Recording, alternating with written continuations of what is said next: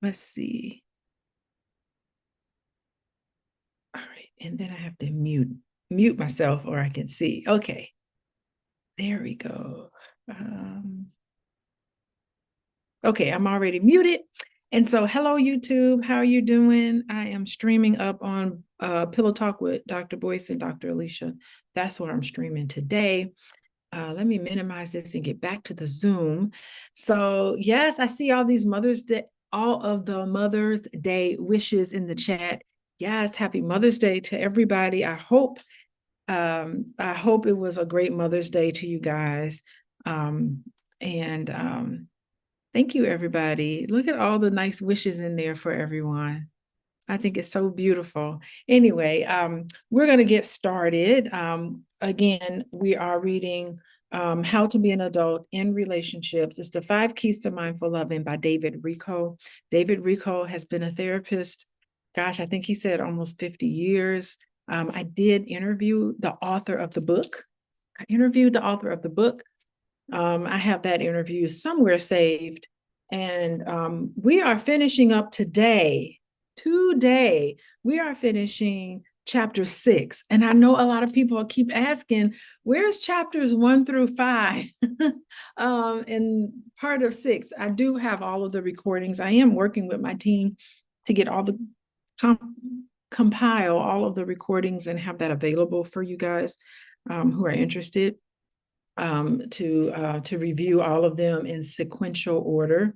I think I began in the middle of chapter 1. I don't think I have the beginning of chapter 1. So one thing I might do is I might go back and re-record part of chapter 1. Yes, chapter 6 was really something, Rhonda. Chapter 6 was amazing.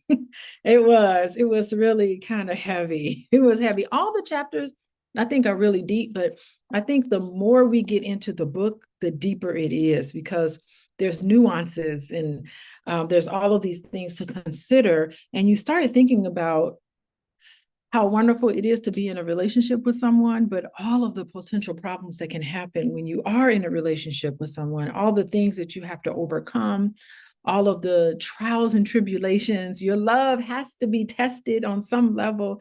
And so this book is an excellent guide really on how Black people, how we all need to treat each other. So all of you are on YouTube. There are people here on YouTube. If you're interested in getting your questions answered and getting me to shout you out, go to YouTube, go to your phone, open up the messages, text messages, and text the word love, LOVE, to 87948. And then you will get an invitation, totally free. You can come in to the chat with everybody else that's in here with us, and you can come in and I will answer your questions. So people who are in the Zoom webinar, you have any questions along the way, put your questions in. I will look at them. I will answer them to the best of my ability. And I'm over here looking at the comments. And my skin is glowing. You know why, Karina? Is because I've been in the sun. I've been wintering in Chicago. Today I got to spend some time in the sun, and it doesn't take long for my face to shine. I have a shiny face when I've been in the sun. I wasn't even in the sun that long this morning, but I did get to relax by the beach.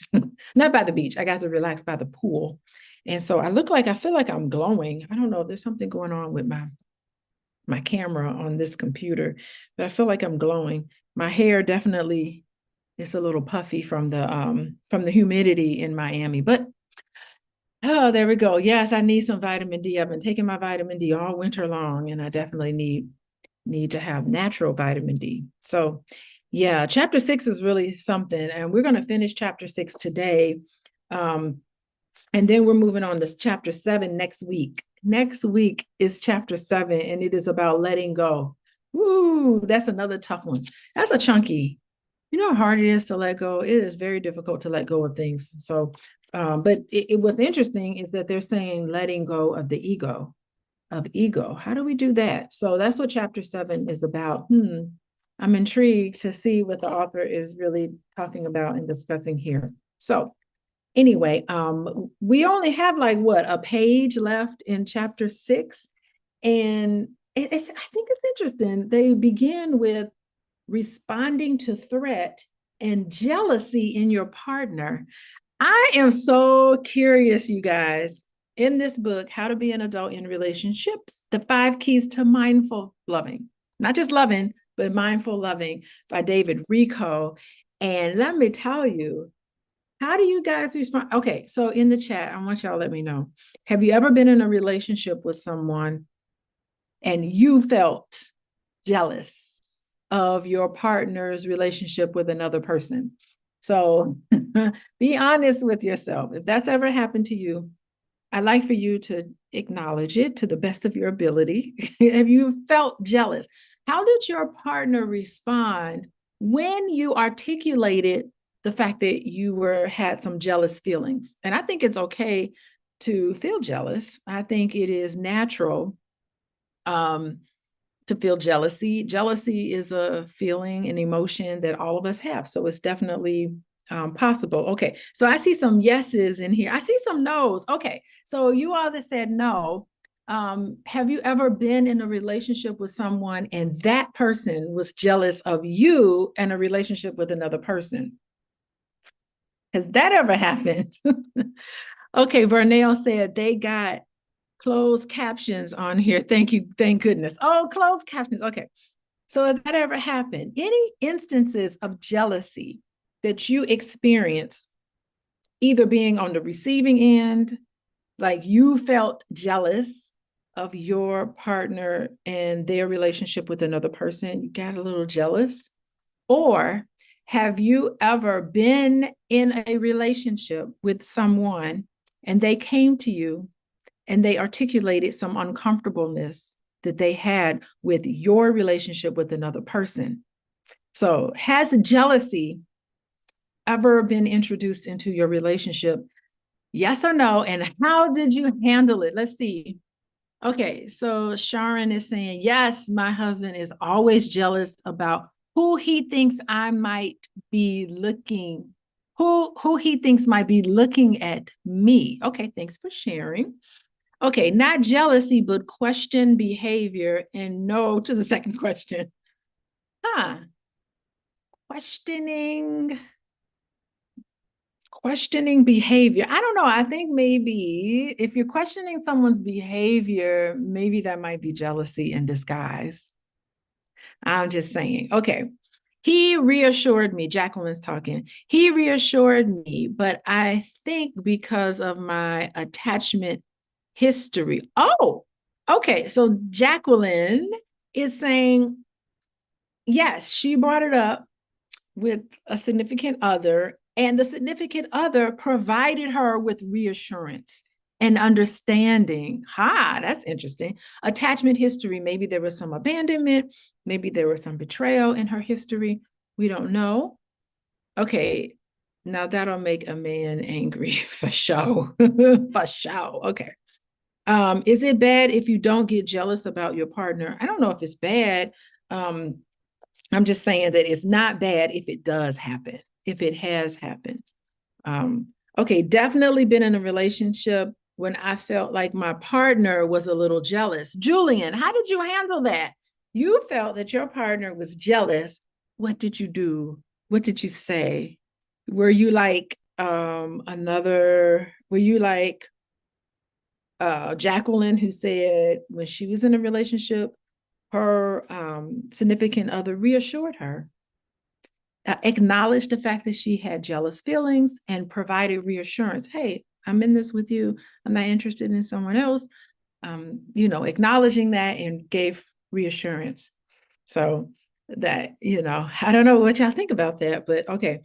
So Linda is saying, my ex didn't want me to have any male friends. Okay, so Linda is talking about how she has an ex who didn't want her to have any male friends. No male friends, none, zero, not allowed to have any male friends. I don't know what y'all think about that.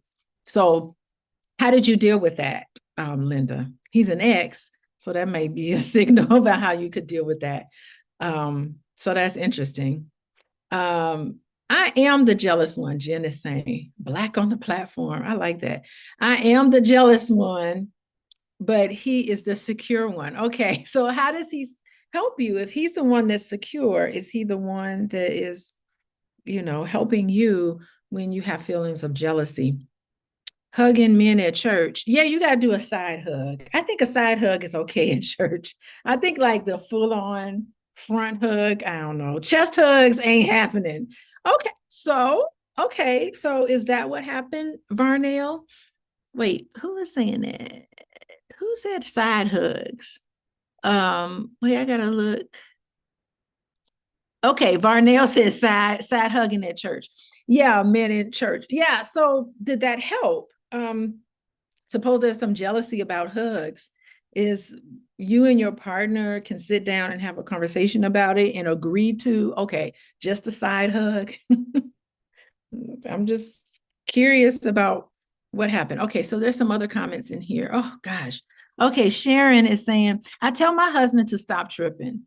Not everyone is looking at me, and my husband doesn't think women and men can be friends. He doesn't think that women and men can be friends. That's interesting. Okay. Chest hugs are dangerous. Yes, he reassured you. Oh, okay. So, Jen, you did get reassurance. Did it help? Was it helpful? I'm so interested in. I couldn't even shake a man's hand in church. Wait, don't the pastor tell you to turn and shake hands? I know I grew up in Catholic church. Shout out to our new Pope. What's up with the Pope? The more I hear about our new Pope, the more I like him. I really do like this new Pope. But that aside, in anybody who's been to Catholic Mass, we have to shake hands. I think it's peace be unto you. You have to say peace to someone. And so you're instructed to shake hands. Interesting. Okay, let's see. Let me read one more in here. Who is this? Rhonda. I love a comment from Rhonda. Okay, yes, my beloved was very jealous, and I had to wait for him to cool down. Oh, he got heated. He got so jealous. Then he came to agree. Then we came to agreements. No hugging, no long gazes.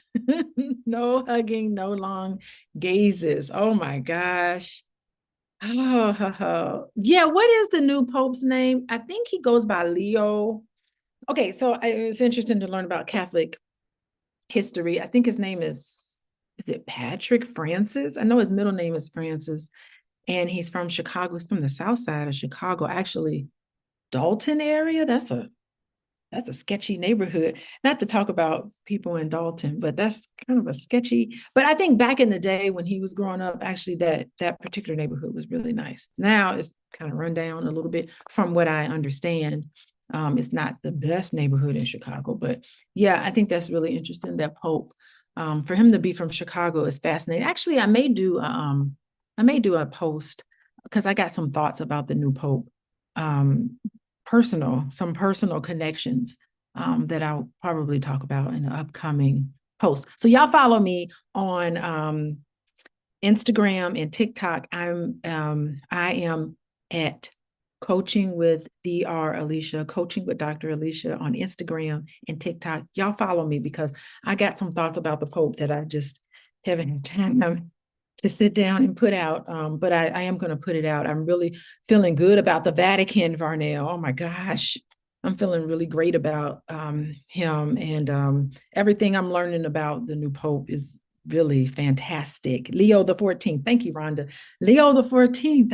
That's incredible that he would pick that name. Isn't he a Creole? Yeah, he's got a Black grandfather. Hello. So basically, it's a Black Pope. He's got some Black blood in him. He doesn't identify as Black, which that makes sense because, I mean, look at him. His parents, are pretty white, but his mom had a Hispanic name. So yeah, so he got the melanin in him. He got the melanin blood in him. And so that is meaningful. Quite exciting, quite meaningful. I'm back on board. I am paying attention to what is going on with the Pope now. So it's great to be Catholic. It's a good day to be a Black Catholic person. He said he does not identify as Black. Yeah, that makes sense that he wouldn't identify as Black, but he doesn't deny the fact that he has a Black ancestor. So, he's recognizing all the other parts of himself, and he definitely didn't grow up as Black and all of that. He's Black by old slavery standards. Yeah, he's got that 1%. He is definitely Black. Oh, Lord. The Pope is Black. That's amazing. Although he doesn't identify as Black, but I don't think that he, just because you don't identify as Black doesn't mean that you are recognizing that he has no Blackness in him. So, and I think that's exciting. That's exciting. And I got some really interesting thoughts about that. Okay. So now finally we are 20 minutes in, and I'm finally going to get to the book. Okay. So, but these are interesting responses about how jealousy has come up in your relationships, how it was responded to. I think that's very fascinating. About hugs. Let me tell you, it'd be people hugging my husband all the time, and I'd be like, I'm trying to think, what do I think? I don't really. How do I feel? The women that come up that hug my husband. How do I feel about that? I don't feel jealous. You know what I feel? I really do feel kind of proud of my husband and all the things that he's done. And so I just see it as if a woman comes up to my husband and they admire his work and they give him a hug, to me, in my mind, I think, how cool my husband is really making an impact, a positive impact on people. Like, I never think about jealousy. Like, jealousy doesn't come up for me when some strange woman is hugging him. She's family to me. If she's somebody that supports us, if she's someone that supports my husband's work, that means she supports me, and she supports what we're doing, and she supports the message. Then for some reason it just never feels, I don't sense jealousy feelings. So I don't care. You can hug him all you want. He's huggable. So and he's very open if you ever come up to Dr. Boyce and talk to him. And even if what if it was a half naked woman coming into the convention trying to hug boys? It's happened. It's happened. There's been women who be trying to show cleavage and stuff. And I honestly, I have seen that happen to boys, and I think it's hilarious. To me, I just find it to be so funny. I'm like cracking up. So I don't have jealousy. I don't feel jealous. I mean, that's not to say that I'm better than anybody, but I have had jealous feelings. But in that context, it's contextual, right? In a context of my husband signing books and greeting people, I just don't get jealous feelings, don't get up. It's a sense of pride that comes up for me. But I felt jealous? Yeah, I have felt jealous. And do I articulate it? I do. I'd be like, I'm feeling a certain way. I feel uncomfortable. Usually for me, it comes up as discomfort. And I'm a therapist, so I'm going to say it. I'm going to be like, I feel uncomfortable with this, So I definitely, that's how it is. Anyway, so here we go. Right now, almost at the top of the hour, we're going to start the book. Okay, so let's start the book, page 192. 192. Right at the top, responding to threat and jealousy in your partner. So what's the best way to respond to threat and jealousy in your partner? Let's see if some of our answers measured up to what David Rico has said. Okay.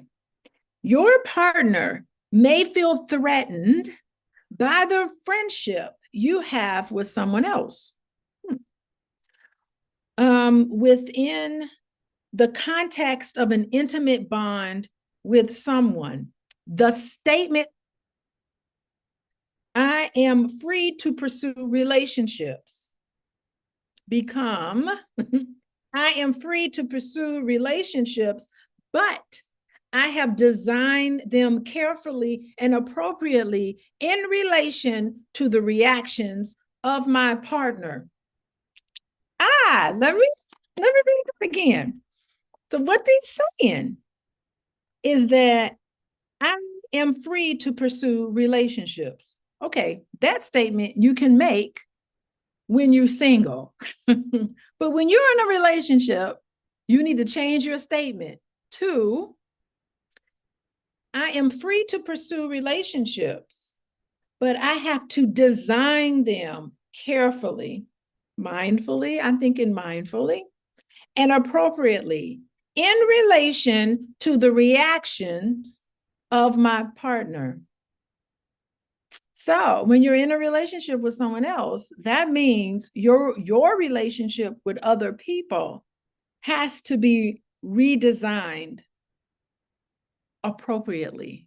So you have to change the type of relationship you have with other people when you are in an intimate relationship with one person. We're just assuming monogamy at this point. What y'all think about that?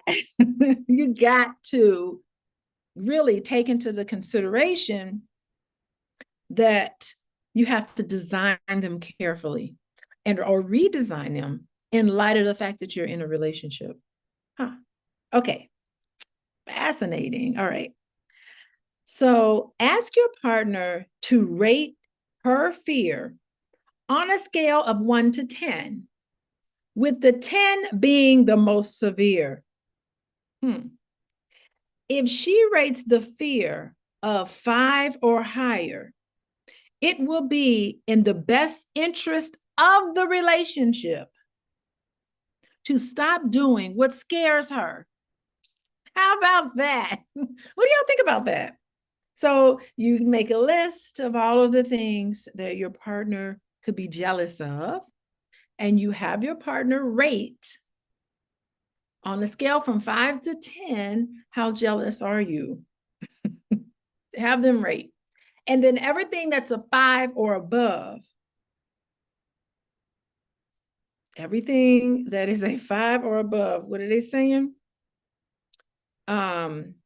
Stop doing. Stop doing what scares her. Now, I don't know, what if everything is a 10? I don't know how you deal with that, but we are just assuming that you're in a relationship with somebody who's fairly reasonable, okay? If you have decided to be in a relationship with someone and you have considered this person significant to you, and you have them, these are all the relationships that I have with okay, so you're a man, you have all these friendships with a lot of women, and you have your partner rate them, you know, the relationships that you have with them, and everything that's a 5 or above that you're doing, you stop it. That doesn't mean stop being friends, but the behavior that they say that you're doing, you should stop it. Why should you stop it? Why? In the best interest of the relationship.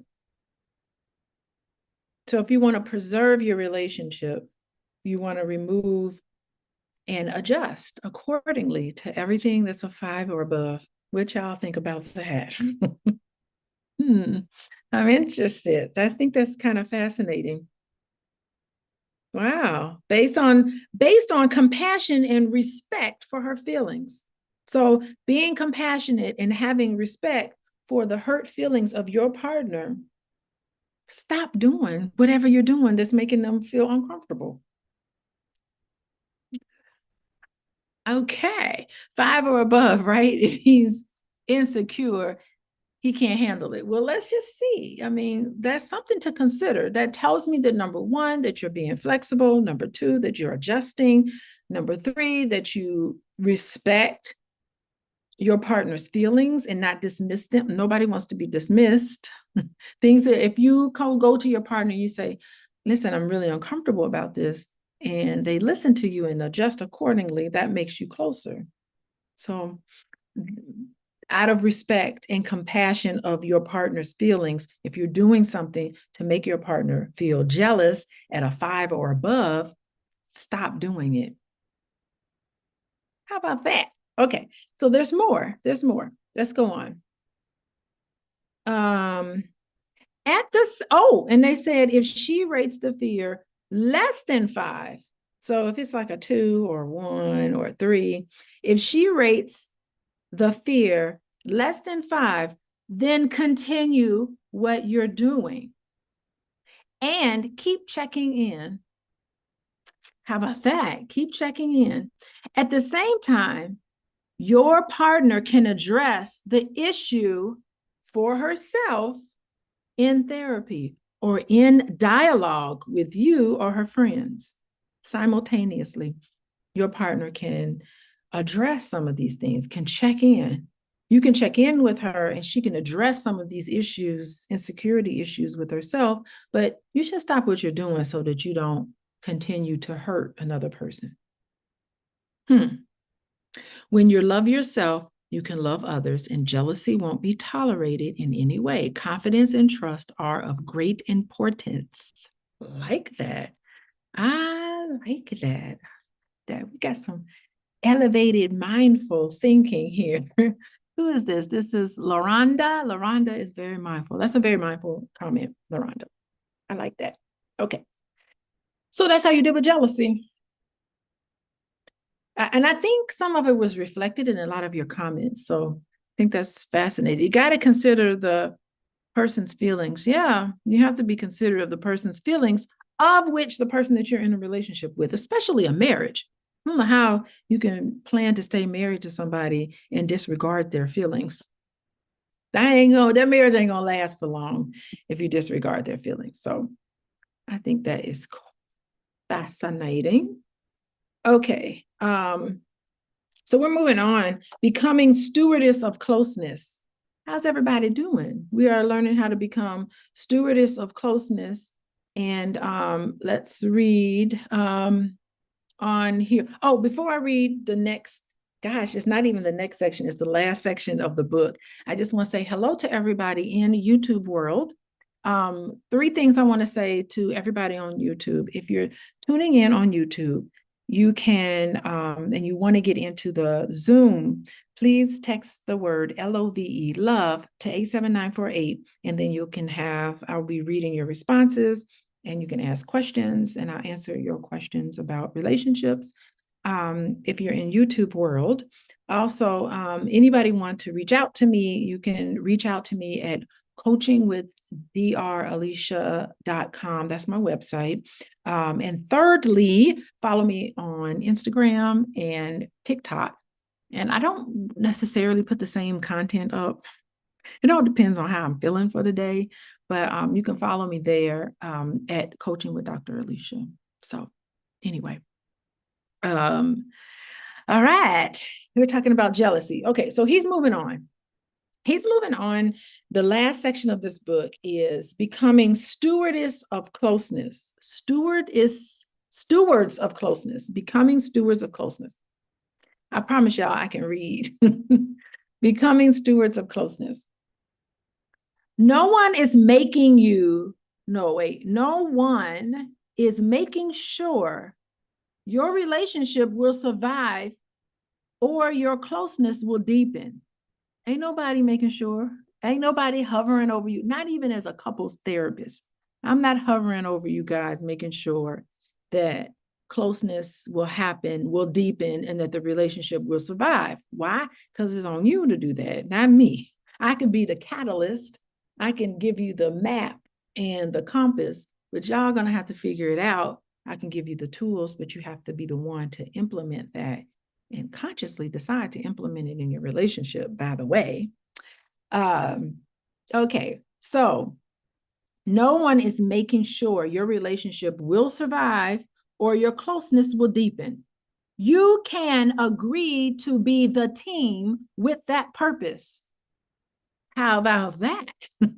Sit down with your partner and decide, listen, we are in charge of this relationship. How this relationship operates, it's going to take two to tango, and we have to agree to be a team to make sure that this relationship survives and that the closeness continues to deepen. That's the commitment. So the commitment is to the relationship. I like that. I like David Rico. He's really intelligent. In childhood, adults watch over us. In our adulthood, we oversee our own activities. You're in charge of that. It is up to us to pilot our relationships if they are to remain on course. So y'all the pilot of your relationship to remain on course.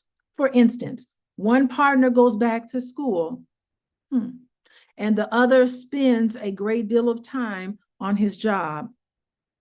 In this instance, the partners may drift apart and intimacy may be in jeopardy. So we're living our lives trying to pursue our individual dreams, simultaneously trying to enhance the relationship and making sure that the relationship continues.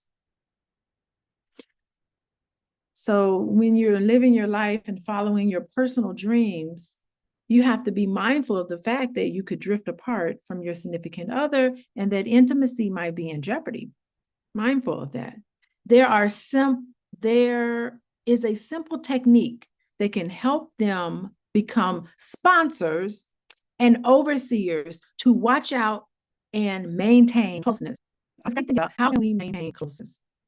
The technique is to ask this question anytime we embark upon a big project. So if you're taking on something at work, maybe you got a new promotion. So if someone presents you with the opportunity to be promoted, you have to think about it because you need to go talk to your partner about the promotion. Is this a good time for a promotion?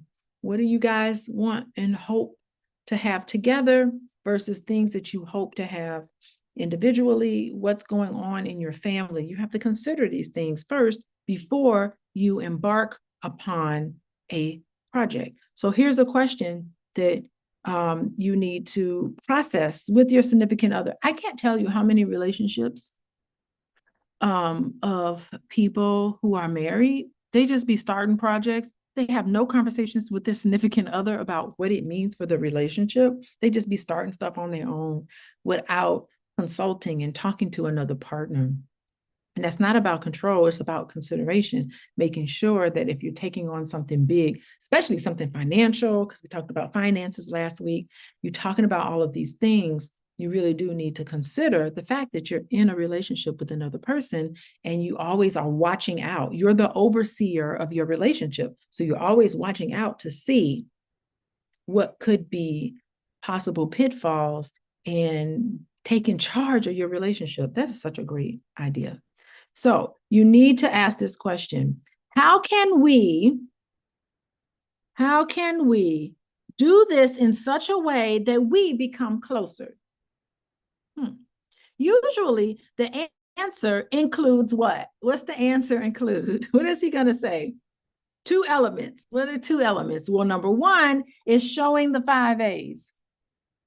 So we know that that's it. The 5 A's to mindful loving. Hello, do y'all know what they are? The 5 A's to mindful loving. Let's see, can you all write it in the chat? Let's see if you got the 5 A's. It's affection, appreciation, appreciation, attention, allowance, and acceptance. So affection, appreciation, attention, allowance, and acceptance. Those are the 5 A's. So that's the first thing you do. You approach a new endeavor using the 5 A's. So that's the first thing. The second thing is you mutually share in the project in some way. So you share in the project. It's not something that you just take on by yourself, or it's not something you take on with another person without incorporating your spouse, your partner, your significant other in the goal. Look at that. And that will foster closeness. Yeah, y'all in it together. I like you, Varnell. Varnell knows what's up. Y'all in it together. Okay. So for instance, one partner wants to go back to college and the other is willing to work hard to pay for it. Wow, your dream is to go back to college. I'm going to make sure I work real hard so that we can have the finances to pay for it so that you can live out your dream. Gosh, how can you not be closer to somebody when you have that type of conversation? Both are involved in the project, and the sacrifices of each can be acknowledged. The sacrifices. Okay. Acknowledgement is a form of appreciation. Attention happens when the working partner inquires about and attends school activities, and the student takes a genuine interest in what goes on at work. So you got to give each other attention to the desire. So how was school today? Did you learn anything interesting? How was work today? What's going on at work? How are things going? So you give each other attention to share. I like that part about attention. Affection happens with a pat on the back or a hug as she is off to school or he is off to work. So you give each other a hug. You say, have a great day. How wonderful. You can verbally hug somebody by wishing them a great day.